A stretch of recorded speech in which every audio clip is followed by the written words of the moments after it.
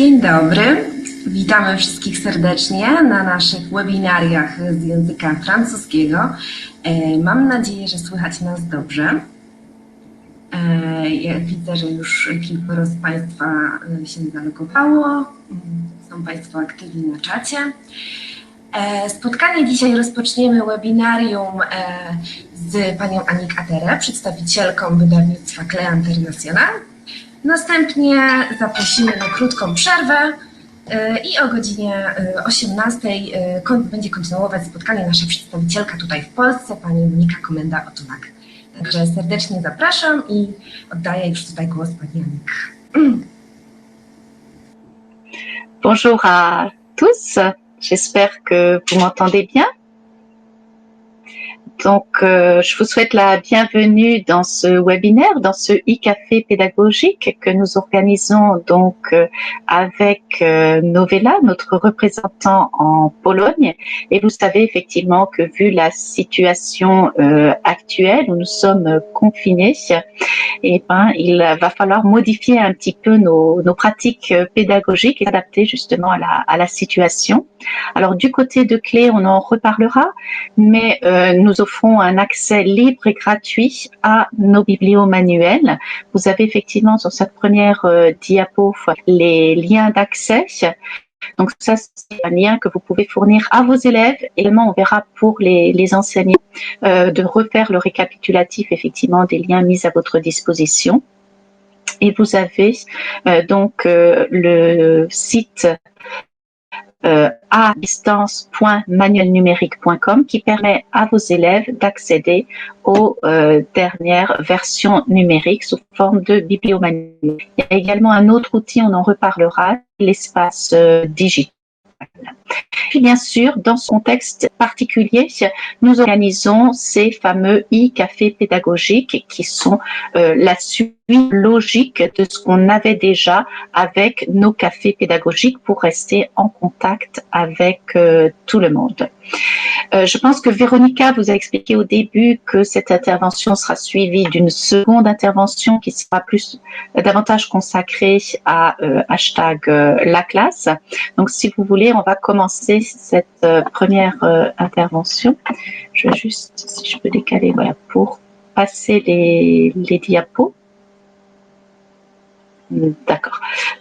Donc pour ce webinaire, on va s'intéresser effectivement à nos outils. Alors on l'a appelé confiné, mais toujours à vos côtés, parce qu'effectivement on essaye de maintenir le contact avec les enseignants pour leur offrir dans cette présentation donc quelques conseils pratiques avant, pendant et après les cours en ligne, mais également s'interroger aux différentes modalités de cours en conférence. Je ne sais pas si certains d'entre vous ont déjà commencé, ça dépend des pays. Il y a des pays qui démarrent à peine, il y en a d'autres qui maintenant, depuis un petit temps, ont déjà fait des cours en ligne.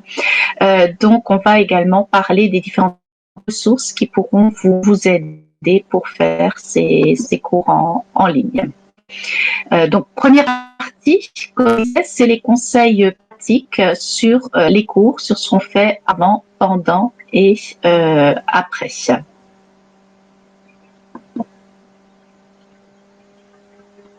Donc, avant de commencer, effectivement, il y a des questions pratiques à régler, notamment se poser la question sur la durée des cours.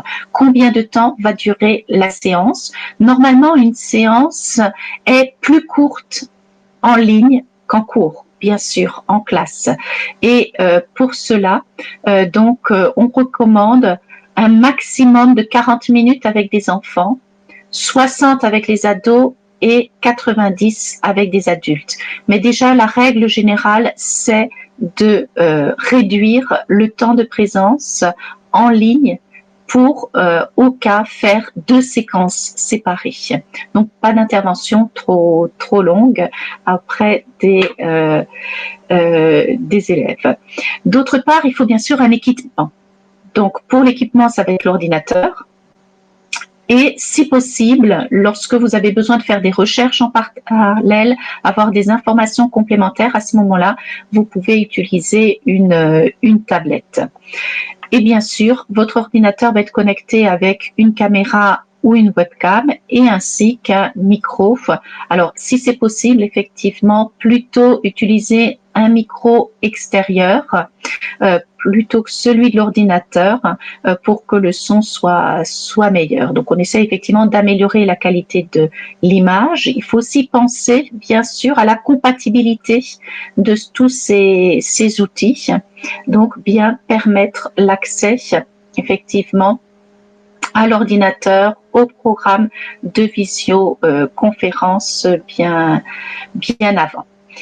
Et puis, on va également voir avec nos collègues, lorsqu'on travaille dans un établissement, à mutualiser les outils et les pratiques, car c'est beaucoup plus facile effectivement pour un élève d'en avoir qu'un canal de communication et de ne pas être obligé de travailler avec différents logiciels. Donc, dans la mesure du possible, on va choisir un programme de visioconférence en accord avec les collègues de l'établissement et puis aussi en tenant compte justement de ce qui pourrait être offert, c'est-à-dire est-ce qu'il y a un tableau interactif, est-ce qu'il y a les possibilités de créer des sous-groupes, de faire des sondages.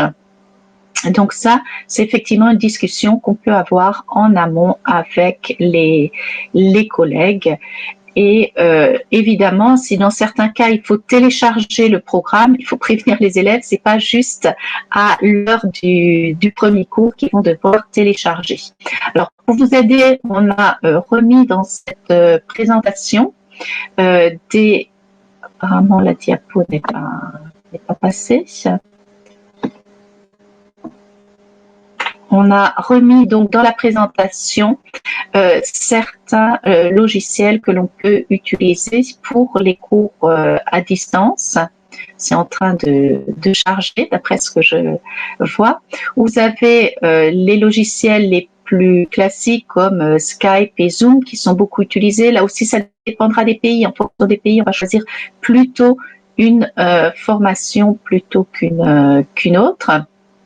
Et vous avez également la plateforme Discord qui est utilisée dans certains établissements dans la mesure où c'est une plateforme qu'utilisaient les élèves pour jouer, pour les jeux en ligne. Et ça a été plus facile de l'adapter. Mais ça, c'est à chacun de voir effectivement quel est le meilleur outil à employer. Donc, si on continue dans les préparatifs à nos cours en ligne, il faut penser au matériel qu'on va utiliser et ce qu'on va utiliser tout au départ avec notamment les ressources numériques. Ici, pour nous, ce seront les bibliomanuels.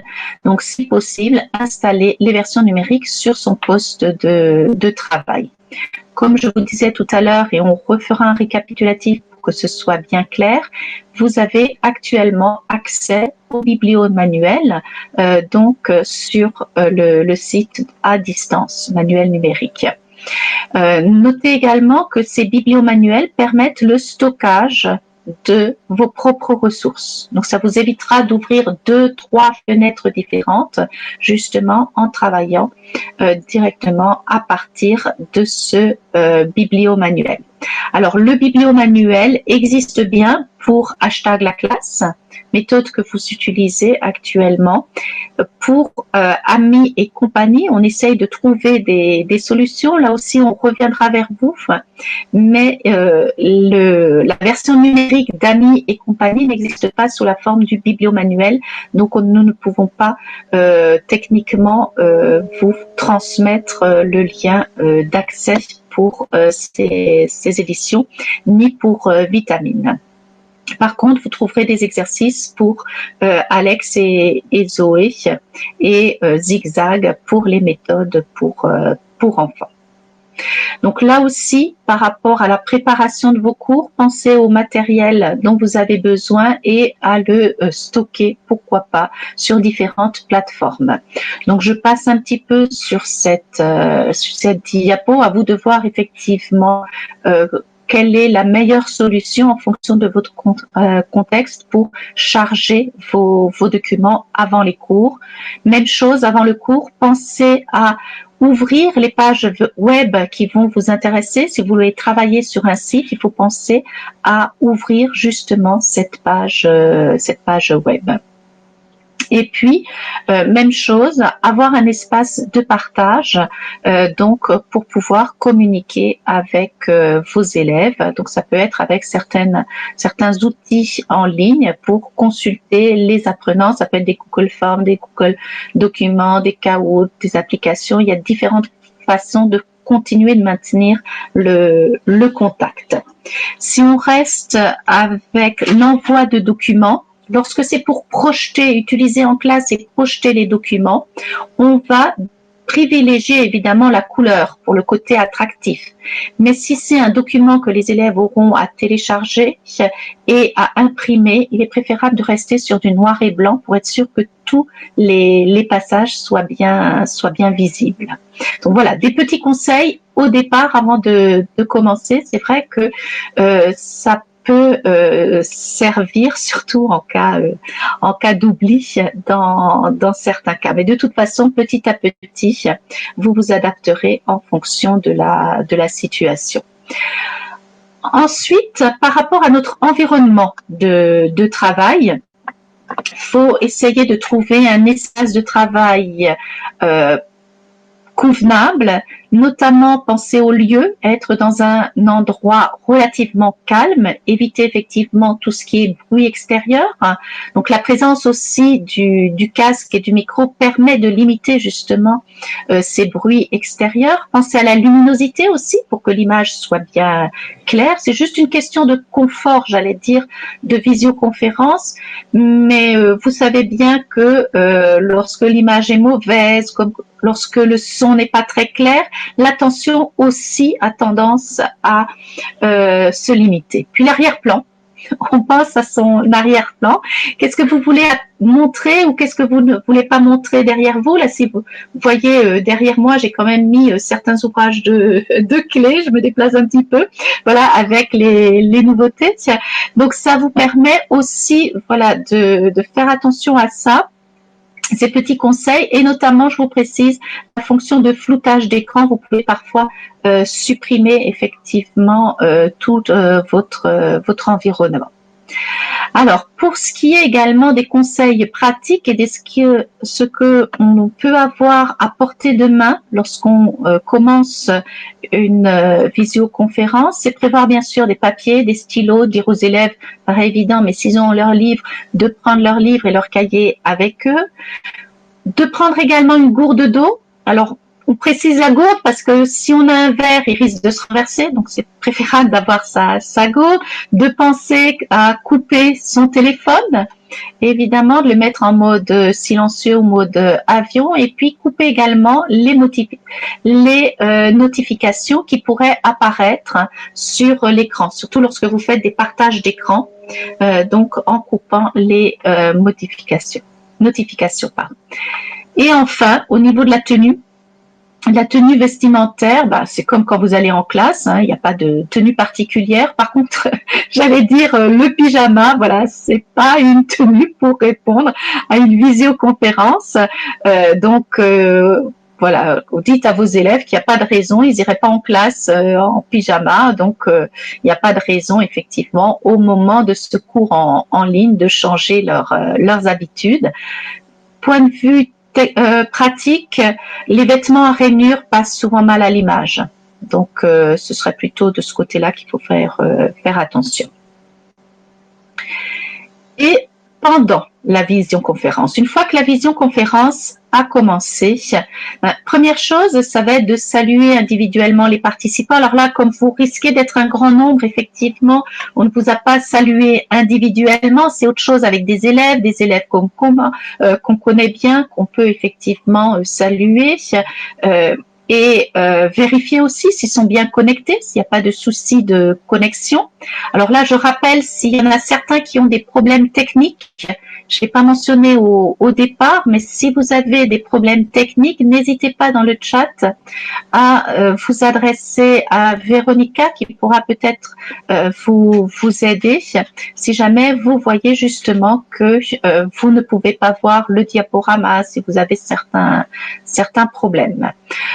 D'autre part, il est effectivement très utile au départ d'expliquer les règles de fonctionnement du webinaire, notamment de bien préciser aux élèves de couper le micro quand ils ne sont pas en train de parler et également pourquoi pas de passer une séance ou une partie de la première séance à expliquer le fonctionnement de votre programme choisi en faisant des captures d'écran ou des partages d'écran. Pour vous aider, nous vous avons mis également un tableau qui résume justement ces règles de bon fonctionnement au départ. Vous pourrez le télécharger sur la partie consacrée justement aux outils mis à disposition des enseignants sur le site de Clé Formation. Troisième point, si l'on veut, c'est celui de la gestion du temps.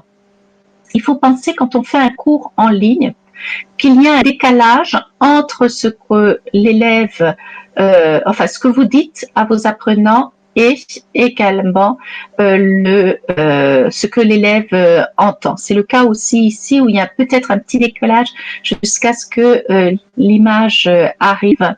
Donc, de temps en temps, vraiment s'accorder des moments de silence pour permettre aux intervenants justement d'interagir si nécessaire, s'ils ont des questions à poser. Et justement, je voudrais profiter de ce moment pour vous demander si vous-même, vous avez déjà jusqu'à présent certaines questions à poser par rapport justement à ces petits détails pratiques, aussi bien avant, pendant la visioconférence. Donc, n'hésitez pas dans ce cas-là, pourquoi pas, à les écrire dans le chat.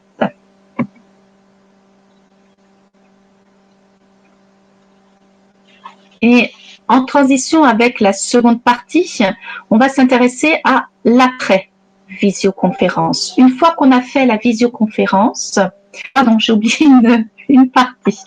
C'est effectivement encore d'autres petits rappels. On en a déjà parlé. C'est le micro et le chat à vérifier. Donc, pour le micro, au niveau du chat, vérifiez effectivement qu'il n'y ait pas de messages d'élèves qui ont des difficultés. Et si c'est le cas, invitez-les bien sûr à utiliser le chat pour des questions. Et sinon, au niveau effectivement de l'intervention, on en parlera beaucoup plus au niveau des modalités par la suite, c'est de privilégier des activités très courtes. Que ce soit des activités courtes pour ne pas justement perdre les élèves, des activités également dynamiques pour vraiment maintenir toujours la motivation des apprenants. Et puis, des consignes claires, très claires, précises, quitte à découper les activités en plusieurs parties, mais il faut quand même qu'il y ait des consignes très très claires. Et également, penser justement pour faciliter le suivi, c'est d'ajouter un ordre du jour. Au début de votre cours, vous pouvez très bien dans le chat rajouter un ordre du jour. Aujourd'hui, voilà le point qu'on va aborder, voilà les 2 points, les 3 points qu'on va aborder. Qu'est-ce qui est essentiel pour le cours d'aujourd'hui? Et c'est ce que vous allez pouvoir mettre au début, j'allais dire, de votre cours en ligne. Et on passe effectivement, comme j'y arrivais à la dernière partie de ce cours en ligne, c'est le bilan. une fois qu'on a fini le cours en ligne, qu'est-ce qu'on a retenu? C'est-à-dire, nous, en tant qu'enseignants, quelle est notre expérience pédagogique? On essaye d'évaluer un petit peu la situation, de réajuster le cours, de se poser les questions. Qu'est-ce qui a marché? Il y a des activités qui marchaient très bien en classe, en présentiel, mais finalement, quand je les ai fait en ligne, les élèves n'ont pas accroché. Ça peut arriver. Ou au contraire, d'autres activités où vous trouvez que ça marche bien. Donc, on pourra peut-être le réutiliser pour la session suivante. Donc, ça, c'est important de vérifier effectivement, de se poser ces questions une fois qu'on a fini le cours, de faire le bilan pour vérifier finalement quelles sont les pratiques qui s'adaptent très bien en cours en ligne. Le deuxième point de cette diapo, c'est l'organisation entre deux cours. Entre deux cours, il faut gérer la fin du cours précédent et préparer le cours suivant. Donc pour ça, il faut effectivement, pour gagner du temps, parce que le temps est quand même assez limité, proposer en fin de séance des documents supplémentaires ou des corrigés-types. Ça peut aider également d'avoir les corrigés-types où vous pouvez effectivement proposer à la fin du cours déjà ce que vous attendez comme modèle. Et puis bien sûr, si vous envoyez du travail, s'assurer que ce travail a bien été reçu. Est-ce que les élèves ont bien les consignes, savent exactement ce qu'il faut faire? On reparlera de ce point, mais c'est essentiel justement dans l'organisation du temps, c'est de savoir ce qu'on va faire en ligne et ce qu'on va faire à la maison, parce que cette notion de devoir à la maison et de cours en ligne n'existe plus réellement. Donc, il va falloir effectivement donner un programme détaillé et dans ce programme détaillé, tenir compte aussi de cet équilibre entre le temps en ligne et hors ligne.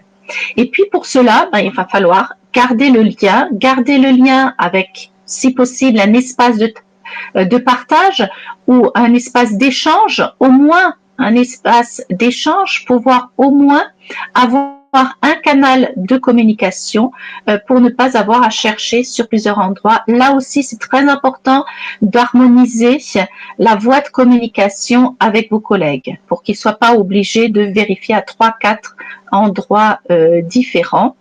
Et puis, très important, je pense, pour notre vie personnelle, définir un créneau de disponibilité. C'est pas parce qu'on fait des cours à domicile qu'on est confiné qu'on doit être joignable 24 heures sur 24, 7 jours sur 7. Donc, définissez le créneau de disponibilité. Si vous avez des soucis, si vous voulez me contacter, n'hésitez pas, je suis disponible tel jour, de telle heure à telle heure. Et que ce soit clair dès le départ. Même chose pour les rendus des devoirs, pour les rendus du travail, donnez des dates limites relativement brèves et n'êtes pas trop sur le flou. Oui, pour la semaine prochaine, je voudrais cela parce que vous savez qu'ils vont attendre la dernière minute. Donc, vaut mieux des tâches brèves avec des intervalles réguliers.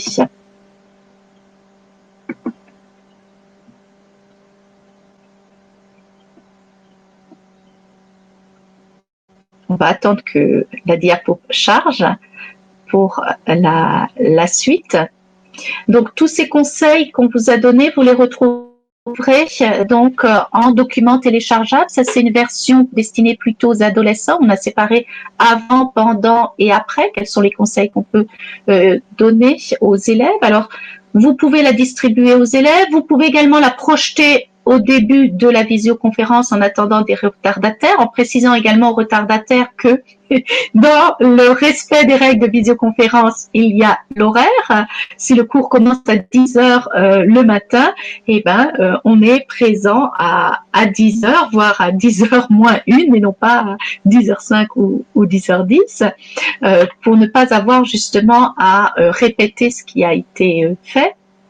Et vous pouvez également profiter de ce document pour le travailler avec vos élèves. Ça peut être aussi une séquence de cours dans le temps. C'est un document en français, donc ça peut être un exercice exploitable en cours. On a fait un deuxième document pour les enfants, où vous avez donc sur la partie droite le conseil destiné aux enfants.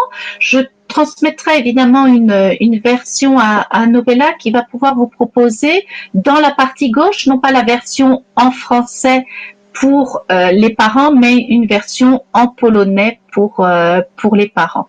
Donc ça permet, lorsque vous avez des cours avec de jeunes enfants, au niveau du primaire, ils ne connaissent pas encore les outils de communication, donc c'est bien que les parents connaissent également ces règles. On va continuer avec donc la deuxième partie. Donc, deuxième partie, ça va être sur les modalités de cours en visioconférence ainsi que les ressources disponibles en ligne.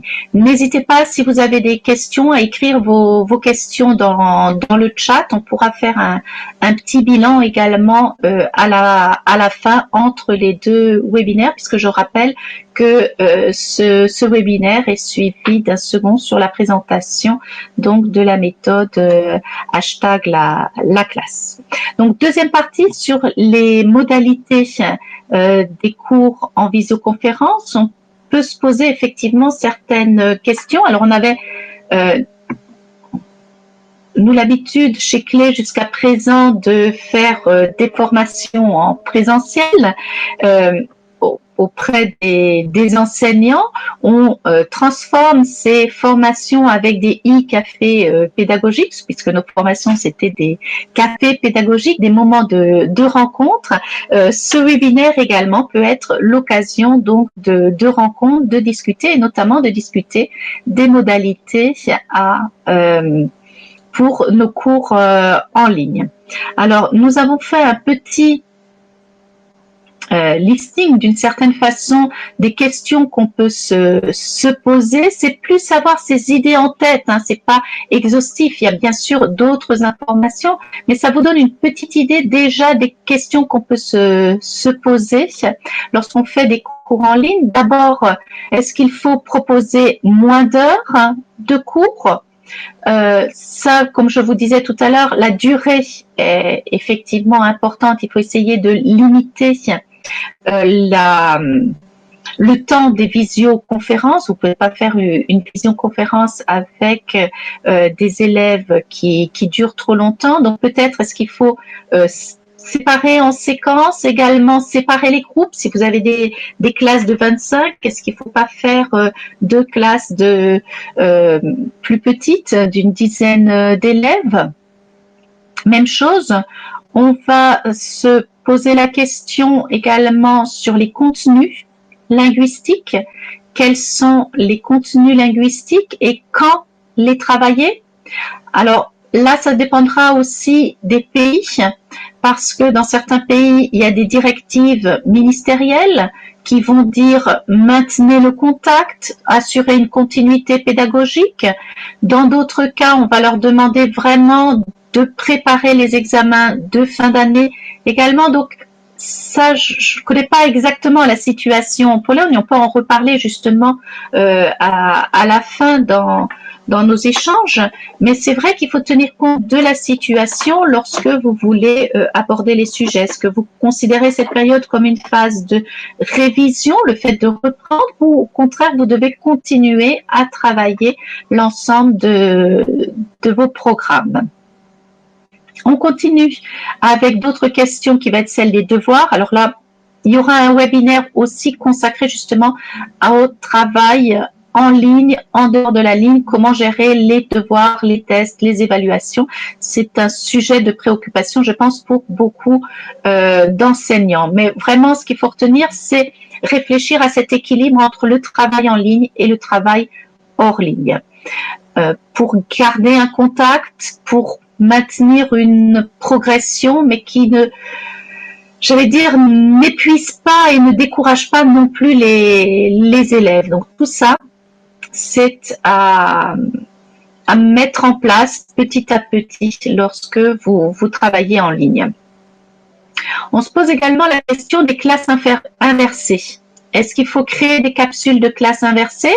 Alors, c'est l'idéal parce que ça peut correspondre justement à ce que vous travaillez et à votre public, mais ça demande également plus de temps. Donc, sachez aussi que sur Internet, vous pouvez trouver des ressources déjà prêtes. On a quelques capsules grammaticales qu'on a réalisées pour la méthode tendance que vous pourrez au cas réutiliser.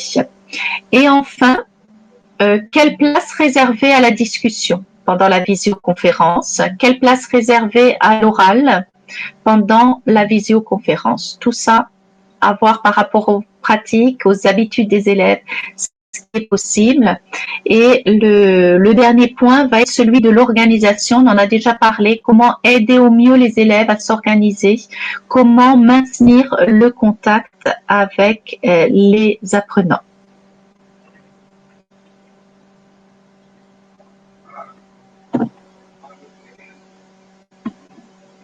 Alors, on va essayer d'avancer avec justement les suggestions qu'on a par rapport aux activités que vous pouvez proposer à vos apprenants. Parmi les outils mis à votre disposition, eh ben, vous savez que dans les méthodes, il y a systématiquement une page projet en fin d'unité. Et nous vous recommandons de travailler sur des projets, de favoriser les interactions entre apprenants, avec apprenants, professeurs également, pendant le cours, mais également en dehors du cours.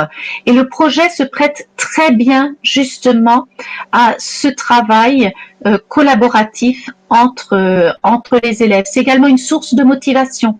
Donc, je vous invite fortement à travailler sur les projets parce que ça va favoriser les interactions, et qui dit interaction dit également action entre les élèves, et donc ils vont pouvoir s'investir davantage pendant le cours. Il y a des méthodes comme #LaClasse, Monica vous en parlera très bien, qui a pour chaque leçon systématiquement une des étapes du projet à réaliser. Donc, c'est pas simplement on vous donne 2 lignes, voilà le projet que vous pouvez faire, mais vraiment on guide les élèves pas à pas pour la réalisation de ces projets. C'est la même chose avec d'autres méthodes. Vous avez avec les méthodes donc pour les adolescents également des projets que vous pourrez réaliser. Et je vous invite donc en particulier à regarder dans les méthodes que vous utilisez, mais également d'un autre côté, dans les autres méthodes qu'on a mis à votre disposition, quels sont les projets qui pourraient vous inspirer. Je pense en particulier à Merci aussi, qui est accessible en ligne, où vous avez des projets en fin d'unité qui ne sont pas toujours réalisables en classe lorsqu'on parle d'une recette de cuisine ou d'activité, pourquoi pas physique. Là, ça se prête très très bien parce que justement, l'enfant ou l'adolescent est chez lui et il peut le pratiquer plus facilement. Donc, un conseil effectivement de favoriser les interactions, les projets. Pour ce faire, vous avez donc différentes ressources mises à votre disposition et il y a effectivement énormément de ressources en ligne. Parmi les ressources en ligne, vous avez le bibliomanuel. Qu'est-ce que c'est que ce bibliomanuel? C'est vrai que le terme est un petit peu compliqué et pourtant le bibliomanuel, c'est donc la version numérique de votre méthode. Et pour #LaClasse, vous avez donc le bibliomanuel qui existe aussi bien pour la méthode que pour le cahier d'activité. Comme je vous disais au début, je vois qu'il y a des gens qui se sont rajoutés par la suite. Comme je vous disais au début, vous avez donc avec le bibliomanuel actuellement accès à toutes les versions élèves, donc des méthodes et des cahiers à partir du site à distance manuelnumérique.com. De toute façon, on vous redonnera les différents liens par la suite.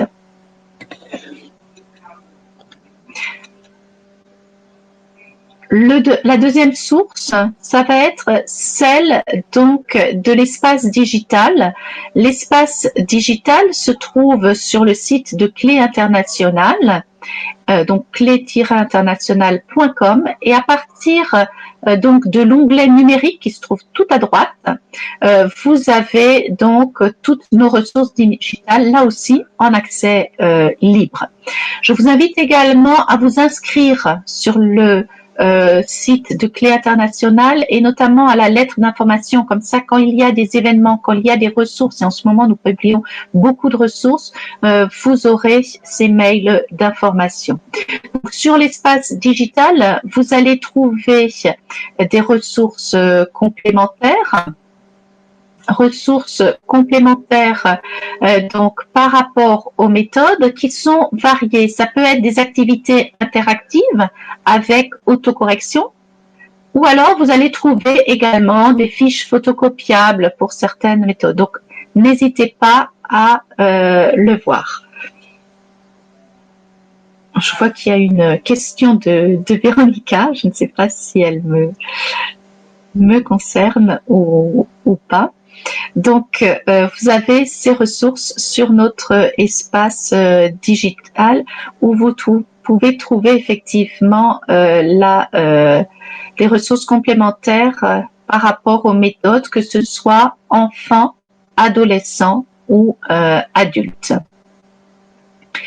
Et grâce à ces méthodes, grâce à ces outils, vous pouvez créer d'autres activités aussi. Ici, vous avez par exemple pour les tout petits, Clémentine, un travail sur la météo et ça peut vous permettre donc de travailler quel que soit le niveau avec la météo. On a d'autres ressources également avec Zigzag, mais là aussi, on vous fournira la liste des différentes ressources. Notez également celle de Jus d'orange, d'activités de Jus d'orange. Je vois qu'il y a toute une liste de différents ouvrages qui apparaissent. Donc, je pense qu'il y a des demandes là-dessus. Quels sont les ouvrages qui sont faits? Alors, comme je vous disais, le bibliomanuel, c'est nos versions numériques des dernières méthodes. Donc, il y a effectivement Vite et Bien dessus. Il y a Alex et Zoé. Il y a également dessus merci nous Pixel, enfin le nouveau Pixel, hashtag la classe tendance. Pour d'autres méthodes comme Ami et compagnie, Vitamine, malheureusement nous ne pouvons pas, comme je disais, techniquement vous donner un lien d'accès aux ressources numériques. Nous sommes en train de voir avec Novella, nous avons des contacts réguliers pour essayer de pallier à cela. Mais sachez déjà que en utilisant les méthodes enfants, Alex et Zoé, Zigzag et Nouveau Jus d'orange, vous avez des ressources complémentaires.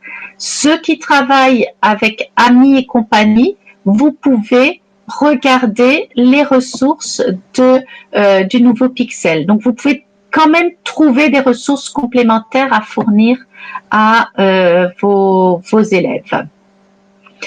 Donc, que ce soit pour les enfants, pour les adolescents et pour les adultes. Pour les adolescents, je vous ai parlé de Nouveau Pixel. C'est ce que vous avez ici dans l'espace digital où vous avez beaucoup d'activités. Donc, vous pouvez très bien fournir le lien à vos élèves qui vont ainsi, donc, à partir de ce lien, pour pouvoir faire l'activité, vérifier, puisqu'on a la touche valider pour voir si c'est juste ou faux.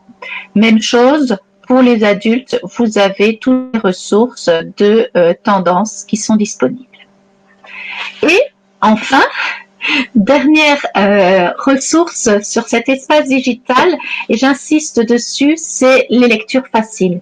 Il y a 2 collections de lectures faciles qui vous permettent d'entendre des livres en français facile.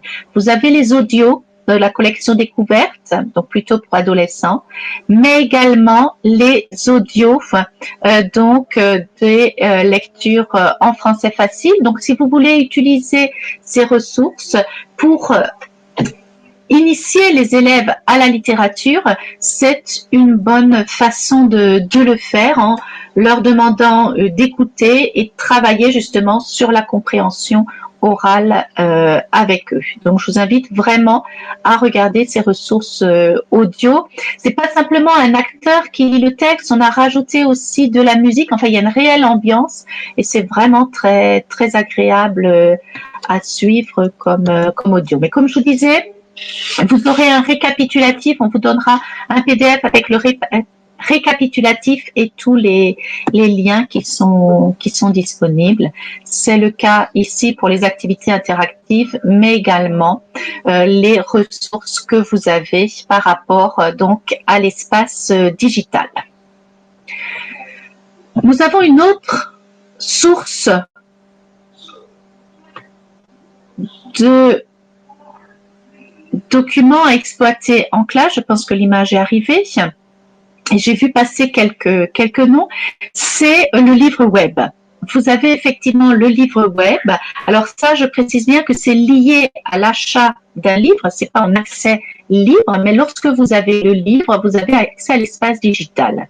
Et donc, on a un nouveau site pour ceux qui avaient déjà l'espace digital et on a eu un problème en début d'année. Donc, il y a un nouveau site, c'est livre-web.clé international avec l'espace digital. Et lorsque vous avez un livre de la collection progressive, mais également un livre de préparation aux examens comme ABC DELF, vous avez au dos de la couverture un code d'accès qui vous permet justement de profiter de ces ressources. C'est le cas pour la collection progressive et dans les dernières éditions de la progression de la collection progressive, il y a également une application qui vous permet de faire des exercices donc en ligne avec là aussi l'autocorrection et également le score qui est noté.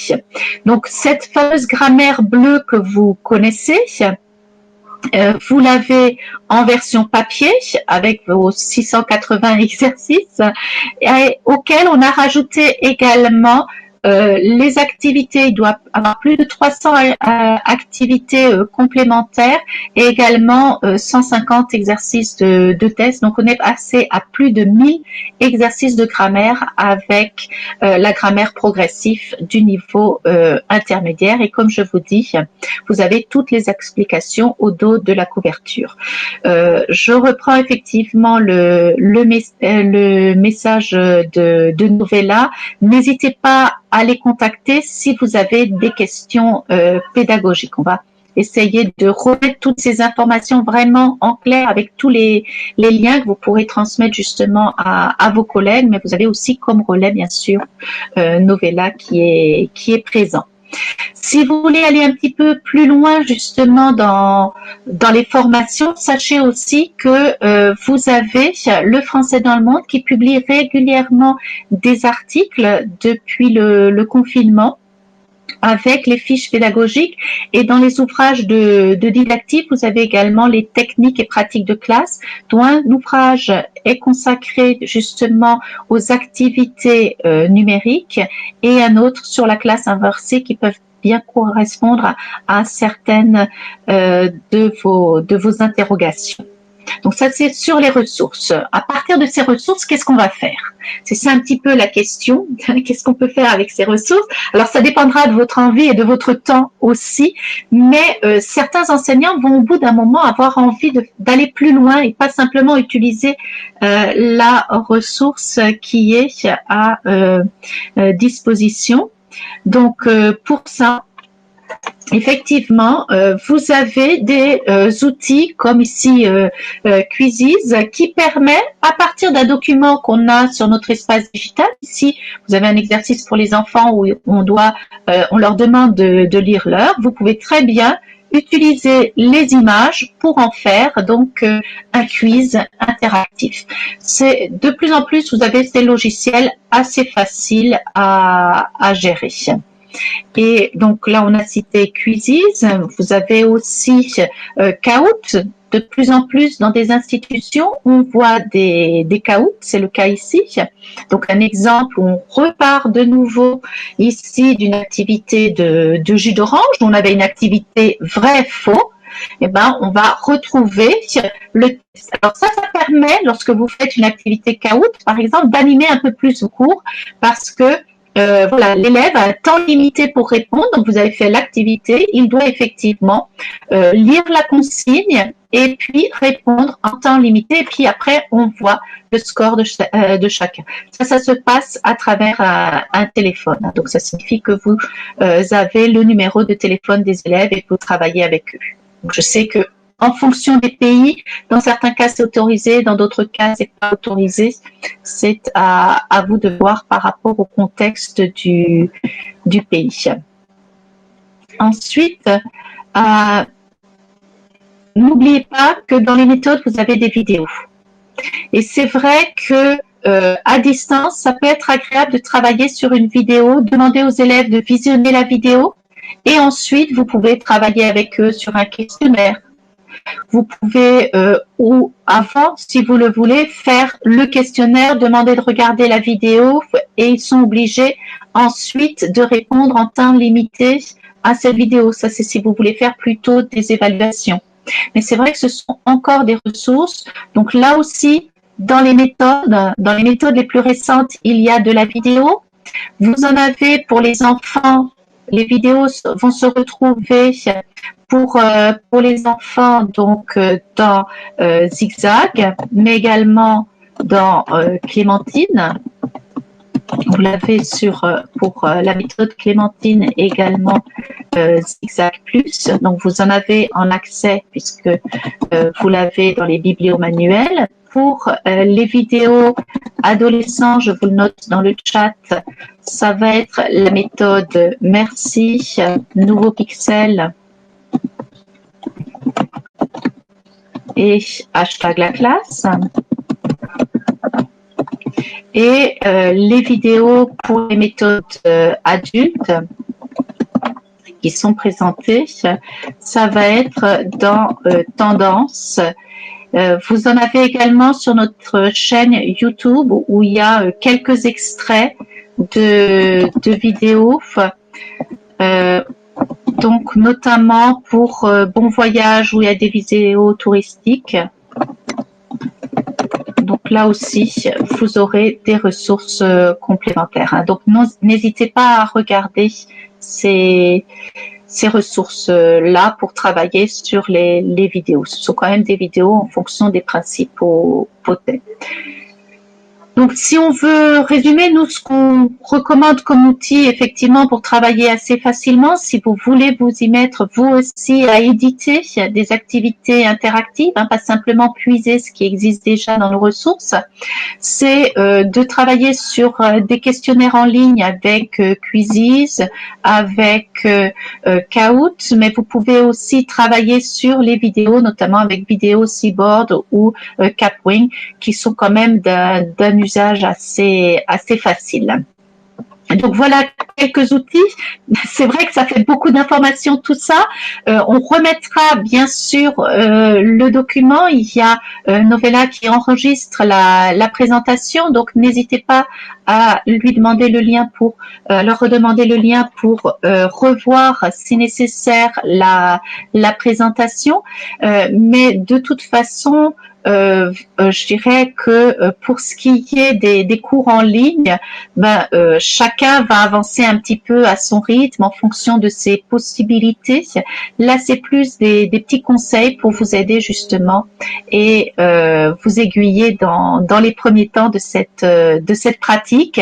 J'ai tendance à dire qu'il faut positiver voir ça comme une occasion de se réinventer, de modifier un petit peu sa pratique, de se poser certaines questions sur son enseignement, voir ce qui marche pas. Donc, on est là bien sûr pour vous soutenir, pour vous aider. Alors, dans les outils complémentaires, vous avez également, donc, pour résumer, l'espace digital en accès libre.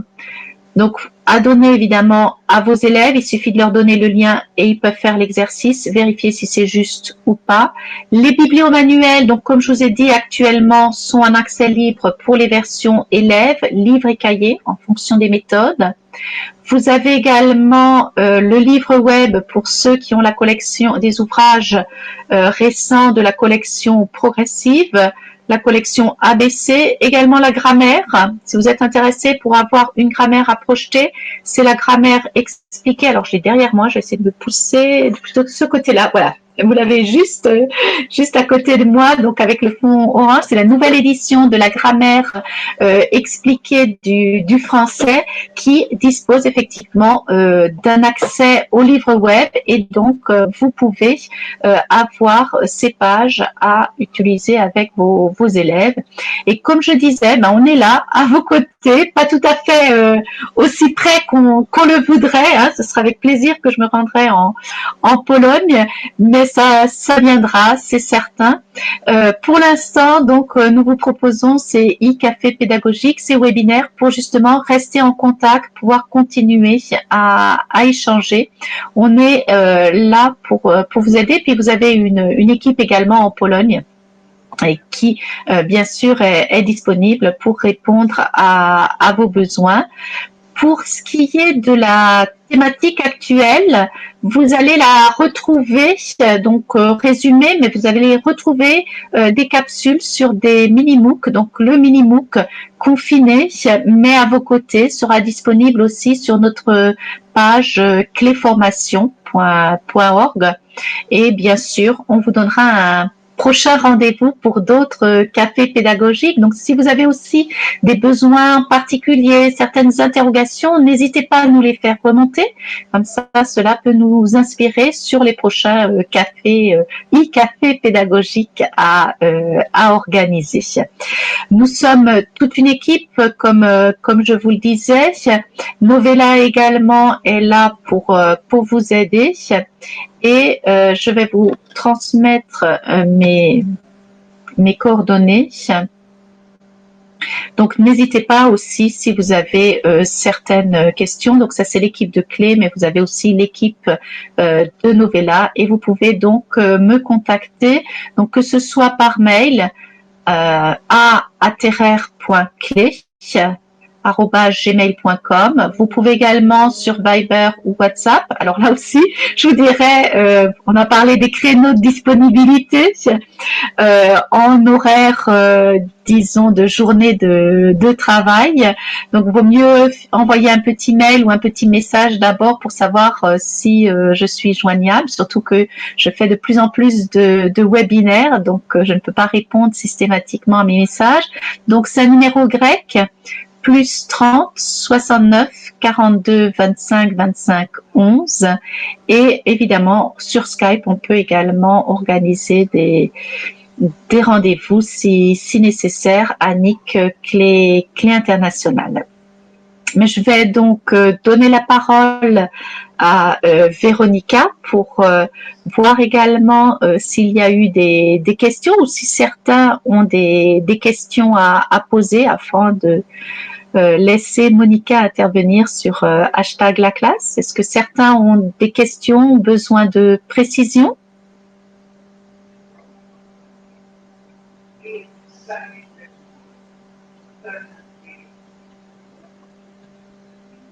C'est le moment ou jamais, hein, j'allais dire, de poser une question. Pas de questions, non?